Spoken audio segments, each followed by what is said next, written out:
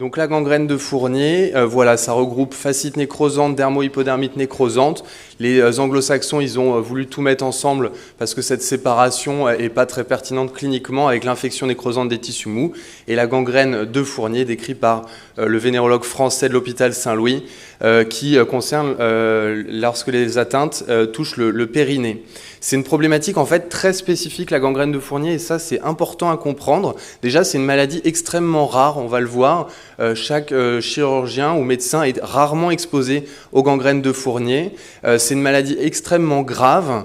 C'est une situation d'urgence, il faut agir très vite puisque tout retard à la prise en charge impacte directement les suites pour le patient. Il y a une gravité du retard au diagnostic, une gravité du traitement inadapté. Et ça demande une coordination de plusieurs spécialités. Pour tous ces spécialistes, c'est une atteinte rare, donc chacun a un peu son point de vue, et ça peut amener à de la confusion. Et à cause de cette rareté, finalement, il y a peu de données très solides dans la littérature sur cette atteinte.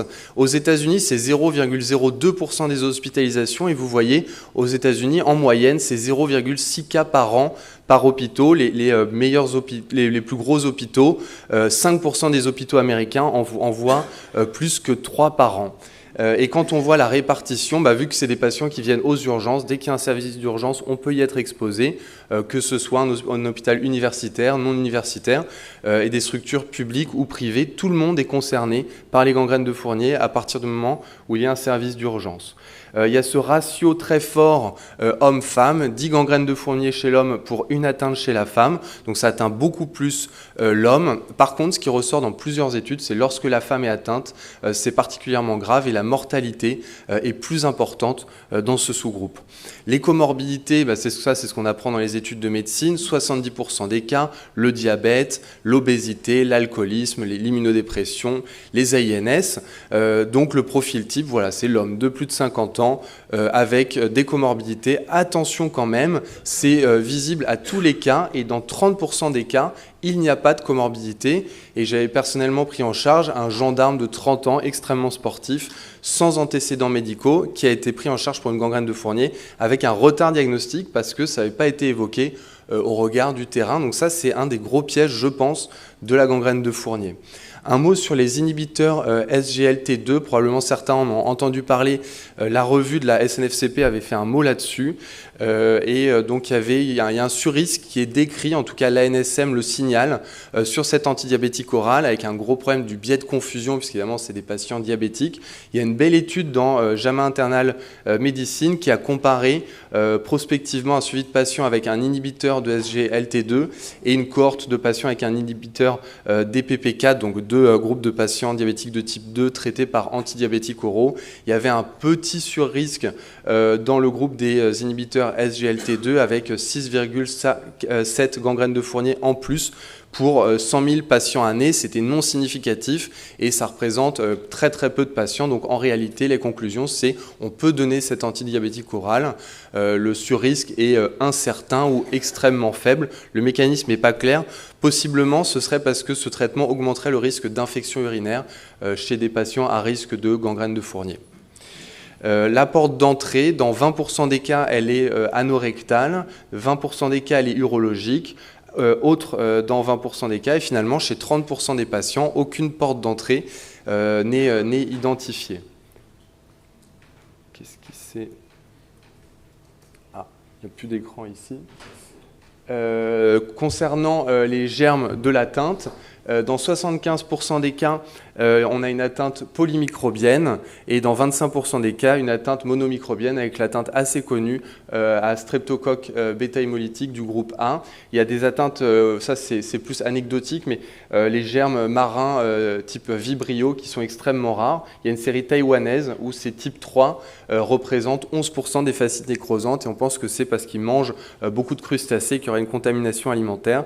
Donc la microbiologie dépend aussi de l'endroit où on se situe, mais bon voilà, pour nous ici, ça va être 75% de flore polymicrobienne. Sur les signes fonctionnels, ce qu'on peut citer, c'est des douleurs disproportionnées initialement au regard des constatations locales, des patients qui peuvent être très douloureux avec finalement localement pas grand-chose, des signes généraux, les signes locaux précoces, œdème, érythème. Évidemment, une fois qu'il y a la nécrose, les crépitants, l'hypoesthésie, on a tous le diagnostic, mais malheureusement, on arrive un peu tard. Et l'évolutivité, elle peut être trompeuse, ça peut partir vers la paroi abdominale et dans le rétropéritoine. Les terrains à risque dont il faut se méfier, notamment aux urgences, c'est les patients tétraplégiques, paraplégiques, déments, qui ne vont pas se plaindre et qui vont se présenter parfois simplement avec une fièvre, une altération de l'état général.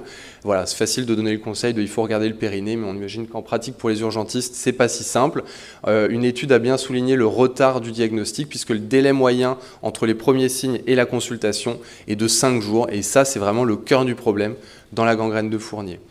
Une seule grosse étude sur ce sujet publiée dans Annals of Surgery.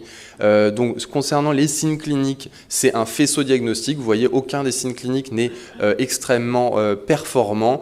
Il y a parfois de la fièvre, parfois de l'hypotension, mais il n'y a pas de signes spécifiques.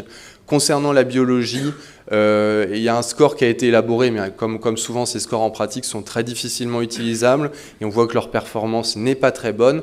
D'ailleurs, l'étude dans Annals of Surgery évalue sa sensibilité, sa spécificité. Alors, la spécificité est très bonne parce qu'il y a toujours une altération du bilan biologique, notamment avec un syndrome inflammatoire dans la gangrène de Fournier, mais finalement, ça aide assez peu le bilan biologique. Il faut le faire notamment avec les hémocultures pour pouvoir adapter, si possible, l'antibiothérapie. Il y a ce score de gravité qui est probablement le plus cité dans les publications sur la gangrène de Fournier. Pourtant, on peut se demander un peu, là aussi en pratique clinique, comment l'utiliser. La seule utilité que j'en vois, c'est que lorsqu'il est à plus de 9, il y a 75% de mortalité. Peut-être quand on va discuter une limitation thérapeutique chez des patients très fragiles, ça peut être intéressant d'estimer la probabilité de décès pour le patient. Le débat sur l'imagerie, il y a un vrai débat. Faut-il toujours proposer un scanner ou bien est-ce que si cliniquement il y a une gangrène de Fournier, il faut aller directement au bloc opératoire? La performance du scanner, elle est plutôt bonne, mais elle n'est pas de 100%. L'intérêt, c'est de voir des atteintes qu'on ne verrait pas cliniquement, notamment l'extension extra-péritonéale que vous voyez ici sur les coupes de scanner. Et donc ça, le risque, c'est que chirurgicalement, si on fait un abord uniquement périnéal, on ne va pas complètement traiter l'infection.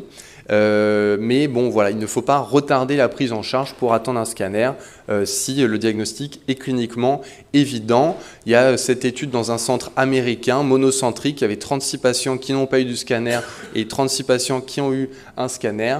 Et finalement, le délai entre l'admission et la chirurgie était le même entre les deux. Bon, ça, évidemment, c'est structure dépendant. Mais en tout cas, si on peut avoir un scanner vite et on doit pousser les radiologues pour le faire vite, on peut l'avoir sans perte de chance pour le patient et mieux guider le geste chirurgical. J'avais mis cette image parce que vous voyez cliniquement, on voit l'atteinte du scrotum et l'atteinte autour de l'anus et finalement le scanner ici ne nous apporte finalement pas grand-chose. On aurait probablement exploré les zones atteintes chirurgicalement. Les antibiotiques, c'est dès la suspicion diagnostique, ça évolue trop vite pour attendre les prélèvements. L'avis infectiologue spécialiste est très important et ce qui est recommandé, là c'est vraiment les antibiothérapies les plus larges qui ciblent globalement tous les germes. Dans les recommandations, c'est tazocilline ou carbapénem, plus clindamycine, plus vancomycine, éventuellement ajout d'un aminoside 6 signes de gravité et on discute les antifongiques. Donc voilà, on sent que là, c'est l'antibiothérapie maximale. La doxycycline, ça c'est pour la culture, pour les germes à Vibrio, si vous travaillez à Taïwan. Mais voilà, en France, c'est quand même rarement nécessaire. Sur le plan chirurgical, cette notion qu'on connaît tous de partie immergée de l'iceberg, où on voit des lésions beaucoup plus profondes que ce qu'on détecte à l'examen clinique. Et donc c'est en urgence, prélèvement bactériologique multiple, débridement extensif, avec cette règle qu'on connaît tous jusqu'à ce que les tissus saignent. Lavage, drainage, rechercher la porte d'entrée, attention à l'hémostase parce qu'évidemment aller jusque-là, jusqu'au saignement, ça veut dire que si on ne fait pas une hémostase correcte et si le patient retrouve une bonne hémodynamique en post-opératoire, il risque de se mettre à saigner et on reprend assez fréquemment ces patients quelques heures après l'opération pour un complément d'hémostase. Le second look est systématique et débattu. En réalité, le délabrement est souvent important et donc ils sont pratiquement tous remis au bloc opératoire, notamment pour refaire les pansements et s'assurer que l'atteinte ne s'étend pas. La place de la colostomie, ça rejoint un peu ce qui avait été dit sur les traumas périnéaux, dans le sens où ça ne doit pas être systématique. Il y a une méta-analyse sur le sujet qui retrouvait plus de mortalité dans le groupe des colostomies. Ce résultat, ça montre qu'on ne peut rien tirer des études, puisque les colostomies sont faites chez les patients les plus graves, et que donc ils décèdent plus, mais en même temps ils sont plus graves. C'est le problème des études rétrospectives, et c'est une maladie rare. On n'aura jamais rien de prospectif randomisé sur le sujet, donc c'est le bon sens clinique. Une autre étude qui a montré qu'il ne retrouvait pas réellement de différence chez les patients dérivés ou pas, donc pas de stomie de dérivation chez tout le monde, mais à adapter en fonction des atteintes locales. Et il y a l'alternative du collecteur de sel qui n'est pas forcément très simple à utiliser, mais c'est une alternative qui existe. La prise en charge des organes génitaux externes, le drainage des urines doit être systématique et il faut prendre avis auprès des spécialistes. Ce qu'on peut être parfois amené à réaliser sur le plan en tant que chirurgien digestif en l'absence d'urologue, c'est en cas d'exposition des testicules, et aussi sont nécrosés, orchidectomie. Sinon, il faut les mettre en nourrice pour éviter qu'ils soient abîmés et lésés par l'exposition.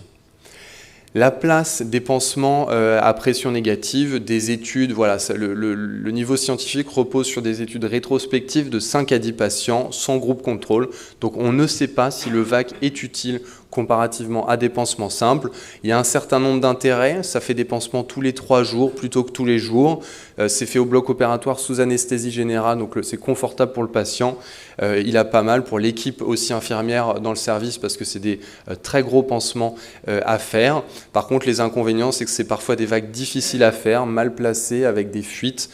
Parfois, on est régulièrement appelé pour les refaire. Et voilà, il n'y a pas d'intérêt démontré sur la rapidité de cicatrisation, même si en pratique, on les utilise beaucoup. Le dernier traitement qui est discuté, c'est le caisson hyperbare. Là, c'est extrêmement contraignant, problème d'accessibilité, utilité non démontrée. Donc aujourd'hui, on ne peut pas recommander le caisson hyperbare, d'autant que ça ne traiterait principalement que les germes anaérobies, qui ne sont pas les seuls germes impliqués dans la gangrène de Fournier. Donc, ce qu'il faut penser quand on pense à l'étape d'après, c'est la chirurgie réparatrice, et il faut demander l'avis des chirurgiens plasticiens assez rapidement, puisque plus ils seront agressifs sur la réparation, plus vite le patient pourra retrouver une autonomie. Il y a plusieurs options, les lambeaux, les greffes cutanées, et le bon timing, c'est une plaie propre, bourgeonnante, non extensive. Et voilà, il faut avoir leur avis relativement précocement sur les délabrements importants. Et à mon sens, le travail que j'ai trouvé le plus intéressant dans la gangrène de Fournier, c'est celui-là, publié dans Colorectal Disease, qui s'intéresse à qu'est-ce que deviennent ces patients 5 ans, 15 ans après une gangrène de Fournier. 5 hôpitaux, 86 patients, donc quand même un gros travail. Bon, voilà, il y a ceux qui sont décédés, 16%. On voit là encore que c'est une maladie extrêmement grave. Et puis, il y a les 4 patients sur 5 qui ont eu la chance de ne pas décéder. Eh bien, vous voyez, altération de la fonction sexuelle à 1 an, 80%, fonction urinaire à 1 an, 60%, toujours une stomie chez la moitié des patients, trouble de l'érection, 56%, perte de contact social à plus de 5 ans, 33%. Donc c'est une maladie qui est grave au diagnostic et extrêmement grave sur le pronostic pour le patient. La boîte à outils, ce qu'on peut retenir, donc on l'a dit, maladie rare, grave, avec une mortalité autour de 20%. Le terrain, dans 30%, il n'y a pas de comorbidité, c'est un piège. La porte d'entrée anorectale, c'est 20% des cas seulement. Cliniquement, la douleur, elle est disproportionnée au regard des lésions visualisées, donc il faut se méfier d'un patient qui se plaint de grosses douleurs, alors que cliniquement, on ne trouve pas grand-chose. Le scanner, oui, si on ne perd pas de temps. Et puis, antibiothérapie, large spectre immédiatement, débridement chirurgical dès que possible, et dérivation urinaire. On discute la dérivation digestive, le VAC et la chirurgie réparatrice. Et sur le plan organisationnel, puisque c'est quelque chose qu'on voit souvent en pratique, il faut définir en amont dans chaque centre qui doit prendre en charge cette urgence chirurgicale. On voit parfois des retards de prise en charge par des conflits entre l'urologue et le chirurgien digestif, entre autres, l'orthopédiste aussi. Et je pense que c'est plus intéressant d'avoir un chirurgien qui prend toutes les gangrènes de Fournier, puisque comme vous voyez sur l'image, il y a la marge anale et le scrotum qui est atteint. Donc là, c'est qui? C'est l'urologue ou le chirurgien digestif. Et c'est source de combat à 3 h du matin. Donc voilà, comme l'illustre cette dernière photo en bas, il faut savoir collaborer, qu'on soit amis ou pas. Je vous remercie pour votre attention.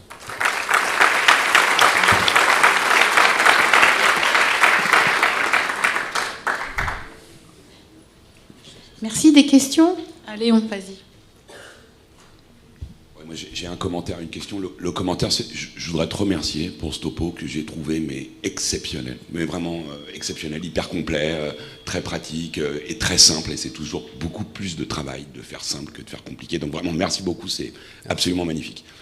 Ma question, de manière très pragmatique, je ne vais pas te lancer des fleurs toute la journée quand même, c'est, bon, toi, qu'est-ce que tu en penses en vrai dans ta pratique là, de la stomie? Parce que c'est quand même une discussion qu'on a avec les réanimateurs tous les jours, en particulier si elle n'est pas faite en phase extrêmement aiguë. Toi, c'est quoi ta position? Tu dirais quoi, quand même, s'il fallait donner un avis, même si au-delà de la littérature? Déjà, ce que tu as dit, c'est finalement, quand on le prend en charge à 3 h du matin, plutôt non. Ça permet de réfléchir le lendemain à tête reposée avec tout le monde. Et nous, on a tendance à privilégier, surtout quand ça infecte le pansement et que la plaie est proche de la marge anale. Et que si c'est à distance, c'est moins utile. Ok.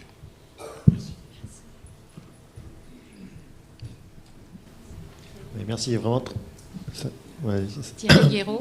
Merci beaucoup pour ce topo qui nous aide bien. Et quand c'est pris au départ, on a vu qu'il y a un retard de 5 jours en moyenne, mais quand c'est au départ en post-opératoire par exemple, est-ce que le traitement peut être purement médical par antibiotique ou il y a un parage à faire toujours? Alors c'est une bonne question. Je pense que après c'est la définition. Est-ce que c'est une vraie gangrène de Fournier ou est-ce qu'on n'est pas finalement sur un abcès post-opératoire, une grosse cellulite pelvienne? Là, c'est bon, on joue sur les mots. À partir du moment où c'est une gangrène de Fournier, même post-opératoire, c'est qu'il y a de la nécrose et donc il faut faire un parage chirurgical. Voilà, après, sur une grosse cellulite, parfois simplement antibiothérapie, peut-être mise à plat des espaces sans résection, c'est adapté. Nadia, tu as une question? Oui. Maxime, oui. Merci. En fait, j'avais compris que les anti-inflammatoires étaient quand même un facteur de risque d'extension de cellulite. Et nous, la difficulté qu'on a parfois, c'est de sous-diagnostiquer ces patients. Et l'imagerie, est-ce que quand on a une dissociation entre la clinique et les douleurs, est-ce que quand même le scanner, a priori, n'a pas trop de place, mais je trouve quand même que parfois, ça nous induit, ça nous guide un peu et ça nous permet de prendre les patients un peu tôt par rapport à... Je ne sais pas ce que tu en penses. Oui, c'est vrai que je n'ai pas tellement expliqué le cas du doute diagnostique, mais en cas de vrai doute diagnostique, le scanner peut avoir un intérêt.